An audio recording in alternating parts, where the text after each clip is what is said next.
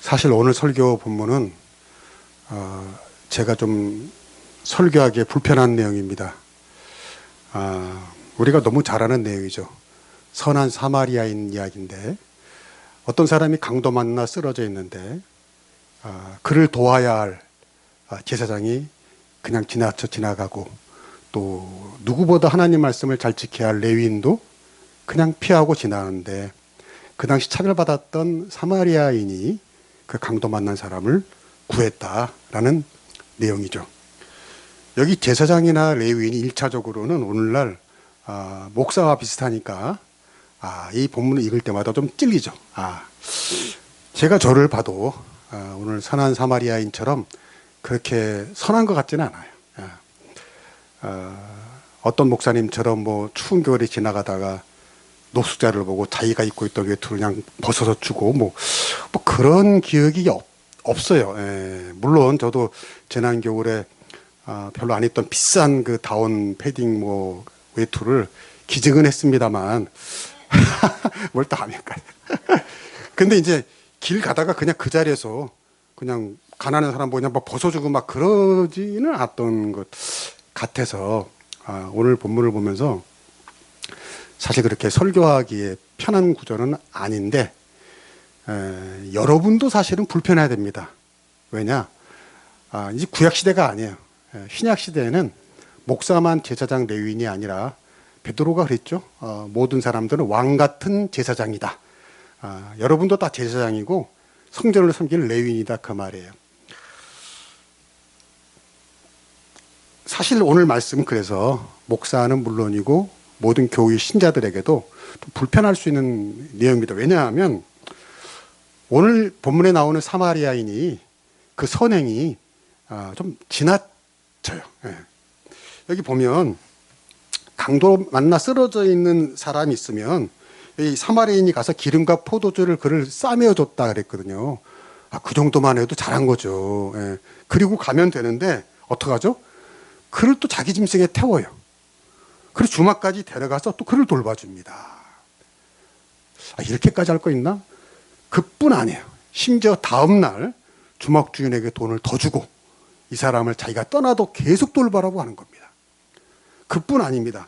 심지어 이게 모자라면 자기가 다시 돌아와서 돈을 더 주겠다고까지 얘기를 해요.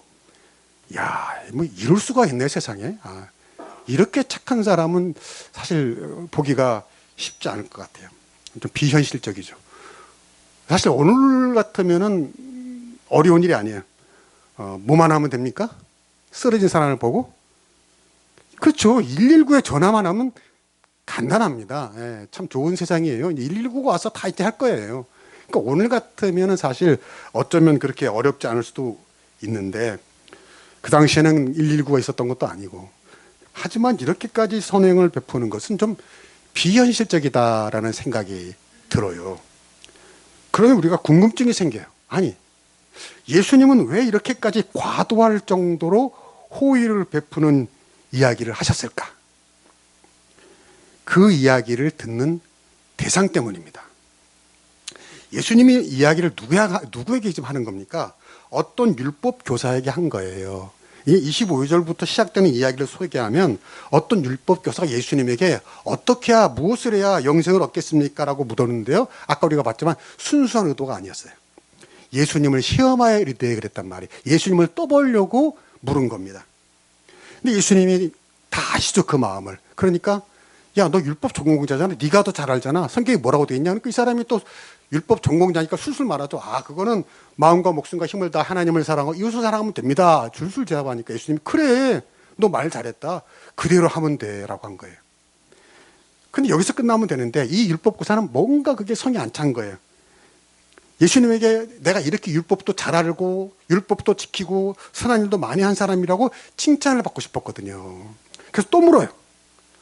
그래요. 이웃을 사랑하라고 했는데 그러면 내 이웃이 누굽니까? 라고 예수님께 물은 거예요. 근데 이 질문도 순수하지 않았어요. 성경은 뭐라고 말하냐면 자기를 옳게 보이려고 했다가 말아요. 자기를 옳게 보이려고 이 질문을 한 거예요. 내가 이만큼 의로운 사람을 보여주려고. 바로 그래서 예수님이 좀 과도하게 보이는 이야기를 하신 겁니다.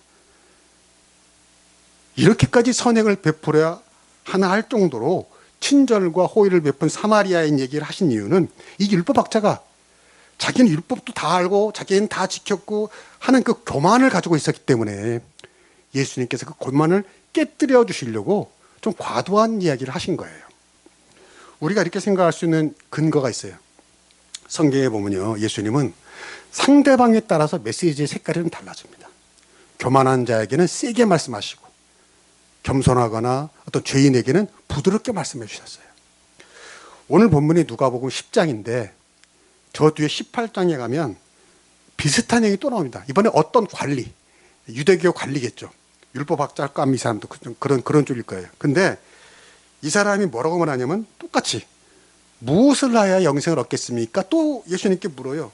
근데 여러분 사실 우리가 배운 구원의 도리로 보면 이 질문은 예초부터 맞아요? 틀려요? 틀려요. 왜? 무엇을 해야 영생을 얻을 수 있는 것이 아니기 때문입니다. 우리 지난주에 설교에도 제가 말씀드렸잖아요. 시편 49편을 보면 우리 죄를 속전할 돈이 세상 모든 돈을 다 모아도 지불할 수가 있다고 했습니까? 없다고 했습니까? 없다고 했어요. 그래서 아무리 세상 최고의 부자라도 그들의 생명을 속량할 값이 너무 엄청나서 영원히 마련하지 못할 것임이라 그랬단 말이에요. 그래서 누가 속전이 됐습니까? 예수님이 속전이 되신 거 아닙니까? 우리의 의로움이나 어떤 대가를 치르려는 값으로, 행위로는 영생을 얻을 수가 없다는 얘기, 불가능하다는 얘기예요. 그래서 예수님이 속전이 되셔서 죽음으로써 우리 죄값이 대신 되셔서 우리가 구원을 받은 거 아닙니까? 할렐루야. 본질상 죄인인 인간이, 우리 중에 죄 없는 사람이 어디 있어요? 조금이라도 상대적인 거지. 그렇다면 아무런 죄가 없을 사람만이 가야 할 천국에 어떻게 우리가 갑니까? 그래서 예수님이 속전이 되셔서 십자가에 달려 죽으심으로써 죄값을 다 받으셨기 때문에 우리가 예수 이름 붙잡고 간다는 거죠. 그럼에도 불구하고 유대인들은 교만이 있었어요. 구약의 유대인들은 우리는 율법을 받았다. 우리는 율법을 지켰다. 율법도 없고 율법도 안 지키는 이방인들과 우리는 달라. 우리는 선민이야. 이런 교만이 있었다고요. 자기의로움이 있었어요. 이게 율법주의죠. 그래서 유대인이 아닌 사람들을 사람 취급을 하지 않았고 자기들만 구원받는다고 생각을 했던 겁니다. 그래서 이 똑같은 질문이 나온 거예요. 무엇을 해야 영생을 얻을 수 있겠습니까? 이미 이건 말이 틀렸는데. 근데 예수님이 재미있죠. 그 얘기를 안 하세요. 왜? 그 얘기를 해도 이 사람이 이해할 수가 없으니까. 이 사람이 어려서부터 율법을 지켰다고 했어요. 그러니까 이 사람이 예수님에게 영생을 어떻게 하면 얻냐 묻는 의도가 똑같아요. 아까 그 율법학자랑. 그 당시 예수님은 핫하신 분이었어요. 그 당시 예수님은 새로운 말씀과 색다른 말씀으로 많은 사람들의 인기를 끌었거든요. 그들이 보기에 그런 랍비인 예수님에게 칭찬받고 싶었던 거예요. 야, 너 대단하다. 너 율법 잘 지켰다. 너 똑똑하다. 이거 듣고 싶었던 거예요. 그래서 이렇게 질문한 거죠. 그런데 예수님은 그 사람의 교만한 속을 빤히 아신 겁니다. 빤히 아셔. 왜 모르시겠어요, 예수님이.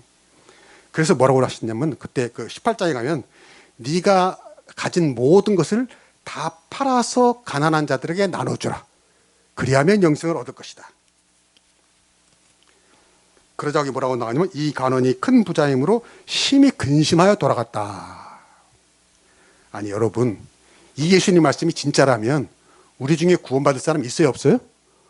여러분 구원받기 위해서 전 재산을 팔아서 가난한 사람에게 나눠줄 사람들에게 있어요? 있나 보네. 이렇게 소리가 작은 거 보니까. 그러니까 예수님의 이 말씀을 그대로 들으면 구원받을 사람 아무도 없어요. 근데 예수님이 왜 이렇게 말씀했다고요? 그 사람이 교만하니까 뭘 해야 영생을 받을 수 있을까라고 어떤 교만이 있었기 때문에 그걸 부시기 위해서 이 말씀을 하신 거라고요. 아까 그 오늘 본문에 그 율법학자에게도 선한 사마리아 비유하신 것이 마찬가지입니다. 선한 사마리 그렇게 과도하게 사랑을 베풀 경우가 있을까? 이게 가능할까라는 이야기를 통해서 그 사람의 교만을 깨려고 하신 거죠. 예수님은 뭘 행한다고 재산을 판다고 영생을 얻을 수 있는 것이 아니라는 걸 아셨던 겁니다. 오직 하나님의 은혜로 믿음으로 영생을 얻는 것이죠. 근데 하도 교만을 떠니까 가르치려고 그런 것입니다.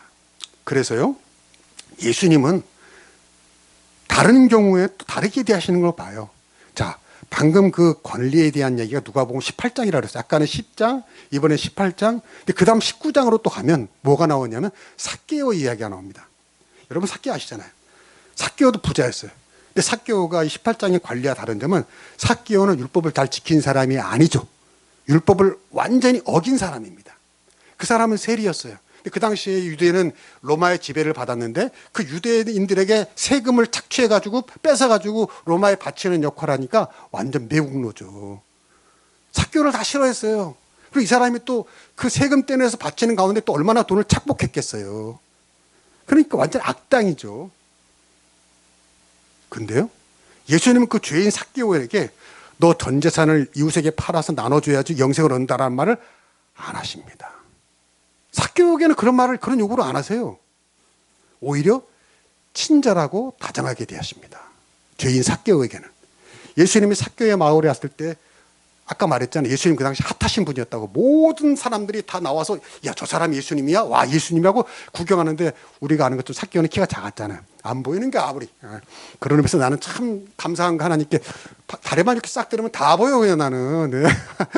어렸을 때도 시장 가면은 뭐 얘들은 가라 그럼 다 모여 있으면 나도 키만 좀 싹 하면 다 보여 그냥. 예. 근데 삭개오는 키가 작았어. 그래서 어떻게 했죠? 나무에 올라가서 예수님 보려고 그 마음을 예수님이 좋게 보신 거지.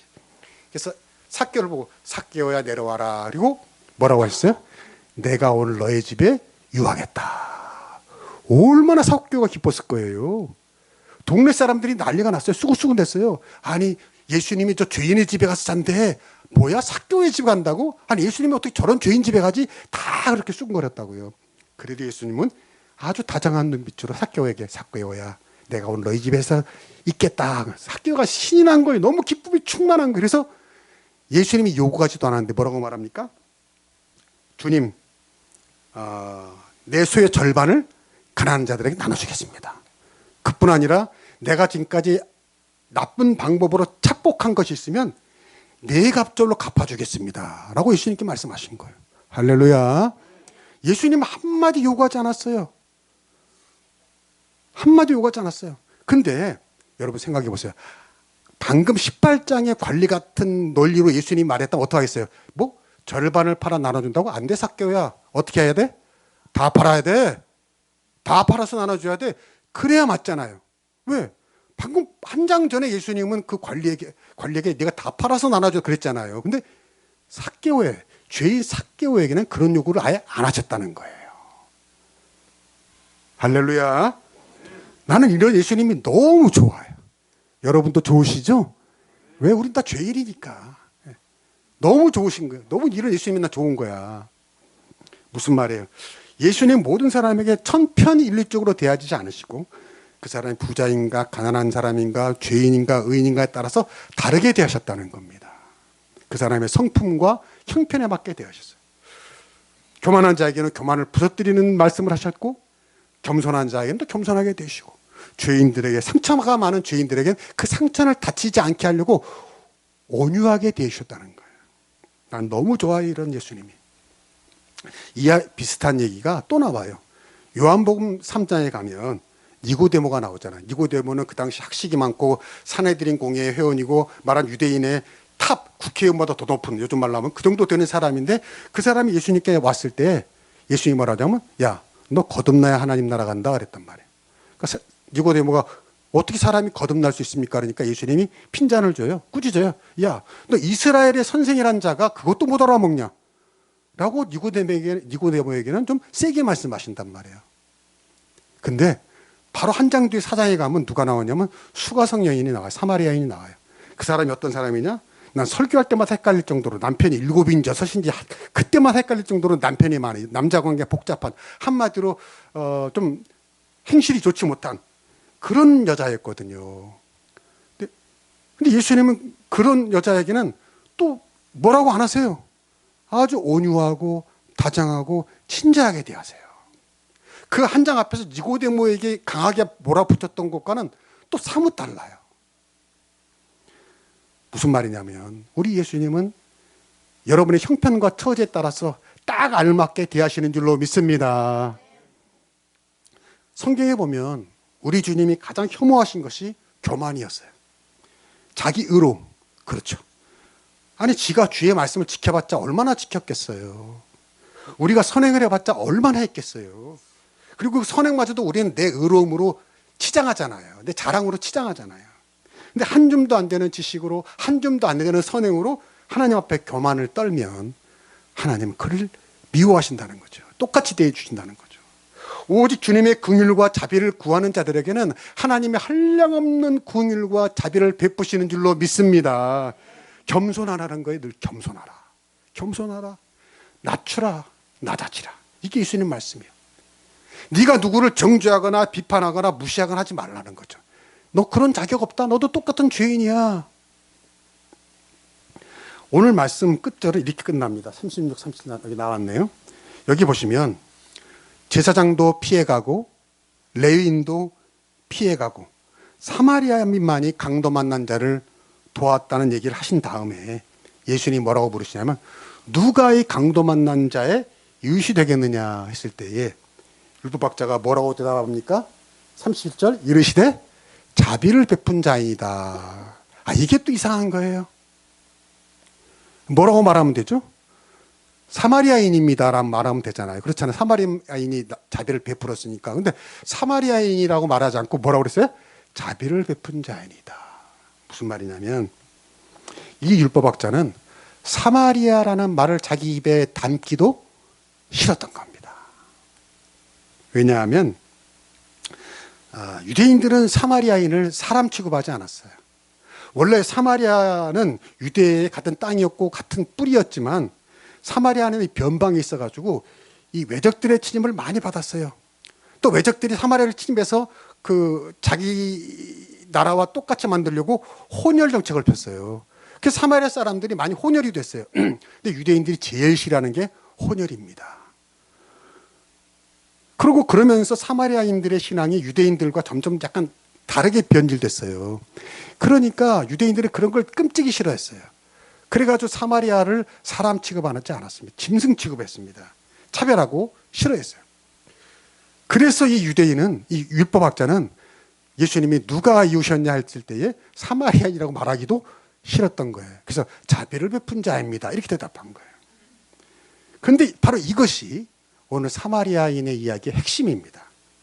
예수님이 왜 하필이면 왜 유대인들에게 유대인이 극도로 싫어하는 사마리아인이 선행 베푼 이야기를 하셨을까? 아마 이 강도 만난 사람은 유대인일 것으로 추정이 됩니다. 왜냐? 강도 만난 사람이 마치 똑같이 사마리아인이었다면 레위인이나 제사장이 그를 피한 것이 적어도 그 당시만 해도 허용이 됐잖아요. 그 당시 법으로 허용이 됩니다. 사마리아인이냐? 적거나 안 돼. 그럴 수 있잖아요. 또 그 강도 만난 사람이 똑같이 사마리아인이면 사마리아인이 사마리아인에게 차별받던 사마리아인에게 선행을 베푼 것이 그렇게 대단하지 못한 일이 돼버립니다. 그런데 강도 만난 사람이 유대인일 때에 이 얘기의 핵심이 드러난 거죠. 같은 유대인인 제사장도 레위인도 다 피했는데 사마리아인만이 피해도 되는 사마리아인만이 유대인을 도왔다는 거예요. 이걸 우리에게 적용해야 돼요. 다시 이 율법학자의 질문으로 돌아가 봅시다. 잘 들으세요. 헷갈리니까.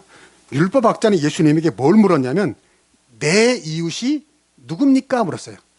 예수님, 내 이웃이 누굽니까? 근데 예수님은 동문서답처럼 이렇게 말씀하십니다. 누가 강도 만난 사람의 이웃이 되었느냐? 이렇게 물으세요. 여러분 이 차이를 아시겠어요? 율법학자는 자기 입장에서 누가 내 이웃일까? 내 이웃이 누굽니까? 물었는데 예수님은 거꾸로 누구에게 지금 이웃이 필요하냐? 저 어려움을 당한 사람, 강도 만난 사람에게 누가 이웃이 되었느냐라고 다른 사람 입장에서 대답하신 거라 그 말입니다.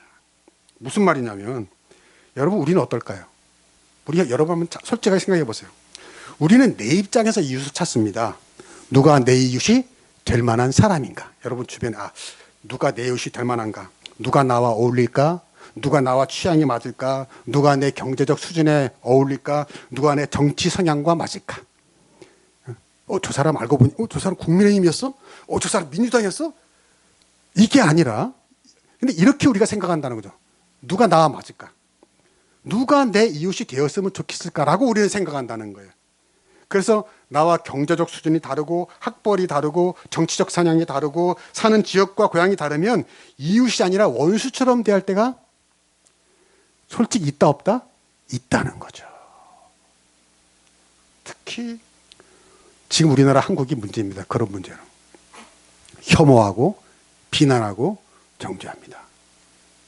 제가 얼마 전에 한 기사를 보고 충격을 받았어요. 장수마을에 대한 기사가 난 거예요. 그냥 일상적인 기사예요. 장수마을. 전라북도 순창구 거북장수마을이 있는데 옛날에는 그 마을에 100세 이상 노인이 많았대요. 근데 최근에는 한 분도 안 계신다는 거예요. 그 이유가 짐작이 되세요? 그 마을에 소위 말하는 물질 문명이 들어왔다는 거예요. 그래서 옛날에는 그 장수마을 노인들이 다 걸어 다녔는데 이제 뭐 타고 다녀요? 자동차를 타든가, 자동차 없으면 그 뭐 있죠? 오토바이인지 스쿠터인지 그거 타고 다니고, 또 옛날에는 막 토속적인 걸만 먹었는데 이제는 막 치킨 시켜 먹고 뭐 시켜 먹고 막 이런 거 시켜 먹으니까 그래서 그런 거 아닌가라는 기사가 나왔어요. 그래서 저도 그걸 보고 참 이게 물질 문명이 많아지니까 꼭 좋은 거만. 근데 그런 생각을 하면서 기사를 쭉 보다가 우연히 댓글을 봤는데 충격을 받았어요. 1등 댓글이 뭔지 아세요? 더러운 종자들, 하루라도 빨리 사라져라. 오물 같은 후손들 남기지 말고. 이게 무슨 말인지 이해가 되세요? 거기 전라북도 순창이잖아요. 누군가 전라도 사람들을 미워하는 사람이 쓴 거예요. 100세 이상 없어졌다니까 더러운 종자들, 잘됐다, 빨리 사라져라. 오물 같은 후손도 남기지 마라. 이렇게 쓴 거예요. 근데 이게 댓글 1등이에요. 그만큼 많이 호응한 거예요. 제가 충격을 받았어요. 아니 정치 기사도 아니고 그 장수 마을에 100세 장수하는 사람들이 없었다는 그런 내용인데 거기다가 댓글을, 어떻게 그런 댓글을 달 수가 있을까? 이거 사람인가? 이게 짐승인가? 아무리 지역 감정이라도 이건 아니잖아요. 이건 아니죠. 어떻게는 저주를 합니까? 저는 지역 감정을 조장하는 정치인들은 천벌을 받아야 한다고 생각을 해요. 그거 안 됩니다. 나라를 자꾸 하나로 만들어야 되는데 자꾸 증오를 불러일으키고 혐오를 불러일으키고. 그래서 예수님은 오늘 우리에게 거꾸로 말씀하시는 겁니다. 그 당시도 그랬고 아까 그게 그 얘기예요. 유대인과 사마리아인. 네가 선호하는 이웃을 찾지 말고 거꾸로 네가 이웃이 되어야 할 사람이 오늘 누구인가를 찾으라 그거죠. 오늘 강도 만난 사람이 누구냐? 네 주변에. 오늘 강도 만난 사람, 고통 가운데 있고 상처받은 사람이 네 주변에 누구냐? 바로 네가 그에게 가서 네가 이웃이 되라. 할렐루야. 아멘이 좀 컸으면 좋겠는데. 할렐루야. 누가 내 친구가 될 만한가 찾지 말고 오늘 친구가 필요한 사람이 누군가. 여러분 교회 안에도 마찬가지. 교회 안에서도 뭐 친한 사람만 찾는 게 아니라 오늘 누가 필요한가? 오늘 아무개 집사님 좀 안색이 안 좋은데 오늘 누가 기도가 필요한 사람인가? 오늘 누가 위로와 따뜻한 말 한마디가 필요한 사람인가? 오늘 누가 믹스커피 한 잔이 필요한 사람인가? 교회에서 종종 이런 말이 많이 나오잖아요. 우리 교회는 사랑이 없어. 우리 교회는 뭐 관심이 없어. 우리 교회는 그런 말이 없지만 저 옆에 가면 두서만 교회는 있다고 그러는데 이게 바로 오늘 율법학자가 한 말이에요. 내 이웃이 누굽니까? 그 태도입니다. 예수님이 그 말을 바꿔주신 거예요. 우리 교회 사랑이 없다고? 너 그거 안 해? 아는 사람이 사랑을 해야지. 우리 교회는 관심이 없다고? 야, 네가 안 해? 그럼 네가 먼저 관심을 줘라. 바로 이거예요. 세상이 너무 냉랭하다고? 그럼 네가 그 냉랭한 사랑을, 세상을 따뜻하게 만드는 손난로라도 되라. 예. 온 집안을 후끈하게 하는 화목난로는 못 되더라도. 예. 우리 박영찬 집사님 화목난로 있죠? 부러워. 저번에 가니까 화목난로 그 되게 부럽더라고. 막 장작도 타닥타닥 장작도 타고 막 뭔가 폼도 나고 뜨뜻하고 궁금하고도 구울 수 있고 너무너무 좋은데 화목난로는 못 되더라도 뭐는 되라고요? 손난로라도 되기를 축복합니다. 그래서 저도 이렇게 핫팩을 가지고 다니잖아요. 내가 설교를 하다 보면은 막 힘을 써서 그런가 설교 끝나면 난 그렇게 손이 찬 사람은 아닌데 손이 차가워져. 그럼 악수할 때 여러분이 그럴 거 아니에요. 목사님이 무슨 저렇게 손이 차갑지, 냉랭하지. 그래서 제가 또 나와 악수하는 사람들이 상처받지 말라고 또 이렇게 열심히 핫팩을 이렇게 자상한 목사가 세상에 여기까지. 네, 아멘. 감사합니다. 네. 무슨 말이냐면 저 사람은 내 이웃이 될 수 없어. 나와 수준이 달라, 나와 성향이 달라, 취향이 달라, 이러지 마시고요. 이러지 마시고요. 여러분이 먼저 마음을 열 수 있기를 축복합니다. 엊그제인가요? 그 동계올림픽 쇼트트랙 여자 3000m 계주에서 금메달을 땄잖아요. 금메달 별로 없었는데 너무 좋더라고. 특별히 이렇게 혼자 딴 거 말고 계주로 같이 딴 게 사실은 의미가 있는 거거든요. 근데 그 경기를 보는데 내가 감동했는데, 감동한 장면이 뭐냐면 처음에는 3위를 했거든요. 3위를 달렸거든요. 근데 심석희 선수가 3위를 달리다가 그 바톤을 터치하는 과정에서 최민정 선수를 밀어주는데, 와, 얼마나 힘이 센지 그냥 세게 확 미니까 최민정 선수가 그 탄력을 받아서 2위가 되더라고요. 3위에서. 그리고 1위까지 돼서 금메달을 딴 거예요. 발판이 된 거예요. 그게 심석희가 밀어준 게 발판이 된 거예요. 저는 스케이트가 발로만 타는 건 줄 알았더니 뭐가 필요해요? 손님이 손님도 필요하다. 이걸 많이 해야 되겠더라고 진짜. 예. 근데 나중에 이렇게 그 5명인가 4명이 서 있는데 심석희 선수가 키가 제일 커요. 그냥 보셨어요? 등치가 제일 좋아요. 그러니까 무슨 힘이 있는 거예요? 미는 힘이 있는 거예요. 자기 등치. 그리고 오는 가속도가 있잖아요. 체격이 있고. 그러니까 밀어주니까 쏙 나간 거죠. 할렐루야. 근데 알고 보니까 제가 왜 감동받았냐면 그 최민정과 심석희가 불편한 관계였다는 거죠. 기억나시죠? 원수 관계예요. 여러분 기억나실 거예요. 2018년 평창 이전에 그때 심석희가 일부러 최민정을 충돌시켰다. 그래서 이슈가 됐어요. 또 심석희 휴대폰 그때 그 어떤 사건 때문에 밝혀졌을 때 최민정을 열심히 욕하고 뒷담화하고 그게 다 밝혀졌거든요. 그래가지고요 심석희와 최민정이 원수 관계가 된 거예요. 그래서 그 이후로는요 이 계주가 어려웠답니다. 왜? 서로 신체 접촉을 해야 되는데 마음이 안 맞자 서로 원수잖아요. 그래서 실제로 그 후로는 계주에서 성적이 안 좋았대요. 근데 이번 올림픽에 다시 마음을 화합하고 아마 최민정이 심석희를 받아준 거겠죠. 용서해 준 거겠죠. 그리고 심석희는 그런 최민정 어떻게 한 거예요? 그렇죠. 밀어버린 거예요. 밀어버렸다니. 예. 다시 교정. 밀어버린 게 아니라 밀어준 거죠. 밀어준 거죠. 그때마다 심석희도 앙금이 있어가지고, 에이, 내가 그냥 살살 밀자 했으면 결국 심석희도 금메달을 못 따고 최민정도 금메달 못 땄죠. 근데 심석희도 마음을 열고 다 잊어버리고 힘차게 밀어줘가지고 금메달을 딴 줄로 믿습니다.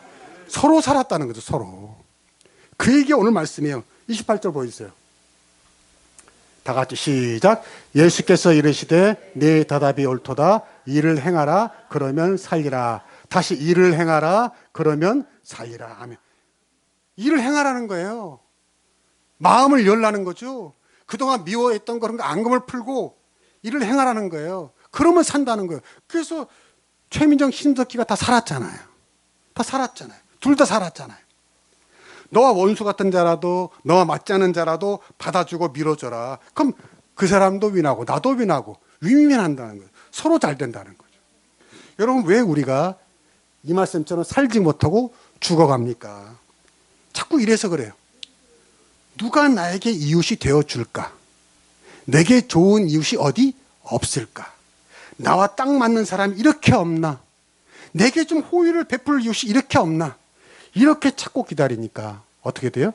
더 상처받아요. 더 고독해져요. 왜 나는 좋은 이웃이 없을까? 좋은 친구가 없을까? 나는 왕따인가? 원망이 생기고 미움이 생기고 이게 죽어가는 거예요. 근데 오늘 예수님은 이 패러다임을 바꿔요. 야 그러지 마. 일을 행해. 그러면 살 거야. 좋은 이웃을 찾지 말고 네가 뭐가 되라? 좋은 이웃이 되라.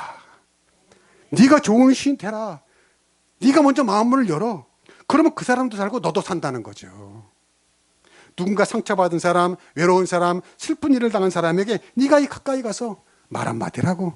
누가 저기 외롭게 혼자 있으면 다른 사람 다 모여서 즐겁게 웃고 있는데 나도 거기만 있지 말고 너는 슬그머니 빠져서 그 혼자 있는 사람에게 다가가서 뭐 커피 한잔 할래? 오늘 뭐 어땠어? 라고 좀 말도 걸어보고 등도 두드려주고 그러면 그 사람도 살고 나도 산다. 네가 가까이 가서 이웃이 되라. 34절에 보니까 가까이 가서 기름과 포도주를 여기 보니까 가까이 가서 그랬어요. 무슨 말이야? 사마리아인이 강도 맞는 사람에게 가까이 간 것처럼 여러분도 오늘 누군가 강도 맞는 것처럼 아픈 자, 상처받은 자에게 먼저 가까이 갈 수 있기를 축복합니다. 그리고 기름과 포도주를 상처에 붓고 싸매고 그랬어요. 그 상처를 네가 싸매어 주라는 거죠. 그러면 너의 상처도 치유된다. 맞아요. 여러분 누군가의 상처를 치유해 주잖아요. 그 사람을 도와주잖아요. 그럼 내 상처가 치유돼요. 진짜예요. 어떤 사람의 고독을 위로해 주잖아요. 그럼 내 고독도 위로가 돼요. 누군가의 아픔을 안아주잖아요. 그럼 나도 안김을 당하는 거예요. 그렇잖아요. 여러분 누군가 안아주면 나도 어떻게 해야 되는 거예요? 안김을 받는 거잖아요. 그러면 그 사람도 살고 나도 사는 거죠. 그 공동체도 살고 그 가정이 살고 그 교회가 살고 그 나라가 살고 그 세상이 살게 될 줄로 믿습니다. 나는 이런 은혜가 여러분의 길 주의 이름으로 축복합니다. 기도하겠습니다.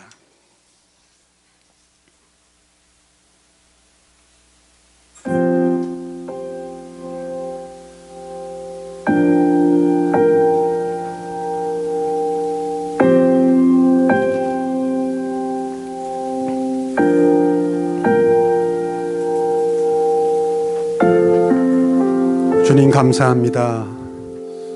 오늘도 우리에게 말씀을 주셨습니다. 주님이 주신 말씀을 겸손하게 마음을 열고 영접합니다. 주여, 오늘 말씀을 통하여 나를 고쳐 주시옵소서. 내 생각을 고쳐 주시옵소서. 원수 같았던 우리 죄인을 오신 사마리아인 예수님, 우리도 누군가에게 이웃이 되어 누군가에게 내가 먼저 가까이 가서 그를 어루만져주고 위로해주고 그래서 나도 살고 그도 살고 모두가 살아나게 하여 주시옵소서. 특별히 영적으로도 죽어가는 이웃에게, 영적으로도 죽어가는 가족에게 피하지만 말고 그들에게 복음을 전하여 그들의 아픈 상처를 치유해주고 영생으로 인도하는 저희들 되게 하여 주시옵소서. 예수님의 이름으로 기도하옵나이다. 아멘.